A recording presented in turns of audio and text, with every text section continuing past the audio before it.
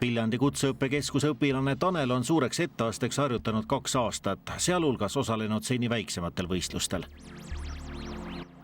2 aastat harjutamist maailmameistrivõistlusteks on tavaline taks. Kas selleks, et sellisel võistlusel konkurentsis olla, on vaja tõepoolest 2 aastat harjutada? Ütleme niimoodi, et kõik väga tugevad konkurendid harjutavad vähemalt 2 aastat. Sellisel võistlusel osalemine pole tavaline arvuti taga olemine. Kindlasti ma arvan see pingemoment, et kogu aeg olla tähelepanu keskmes. Et seda ma kardan nagu kõige rohkem. Üks osa on kindlasti ajafaktor, et see on väga piiratud ajaaken, mis antakse töö tegemiseks. Ja teine osa on siis see surve, et sa oled avalikkuse tähelepanu all sellel hetkel. Kõik vaatavad kõrvalt, sul ei ole internetti ja abivahendeid.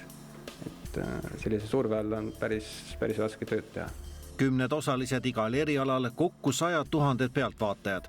Sao Paulo, kuhu Tanel augusti algul koos teiste eestlastega võistlema läheb, reklaamib ettevõtmist võrdselt jalgpalli MM-i ja olümpiamängudega. Sisuliselt ongi tegemist tööolümpiaga kutsekooli noortele. Mis seal võistlustel nii keeruline see tähelepanu all on? Kõrvalt vaadates tundub, et tuleb lihtsalt keskenduda, panna õiged asjad õigesse kohta ja asi töötab ja ongi valmis. Võib-olla just see, et ajamaht ja on vaja kiire ajaga kõik asjad valmis saada. Aega on vähe. Ülesanne on keeruline. Teha kiiresti kõik punktid ära olla, tähelepanek täpne. Mis on tavalised vead, mis juhtuvad IT-spetsialistil? Võib-olla sellised asjad, kus sa jätad võib-olla midagi märkimata, teed võib-olla mingi sellise vea, et muudad näiteks 0,9 või vastav number, jätad kuskile koma panemata või punkti jätad panemata, midagi sellist. Kas näpuvigasid juhtub tihti siis? On juhtunud teil näpuvigased. Siuksed hästi imelikke vigased, kus sa lihtsalt pärast mõtled, et kuidas ma siukse vea sain teha. Võistluspäevi on 4 ja ülesandeid ka 4. Windowsi keskkond, Linuxi keskkond, süsteemi administreerimine ja 4. üllatus. Kui palju nendest ülesannetest on ette teada, kui palju veeretatakse selliseid ootamatuid asju ette?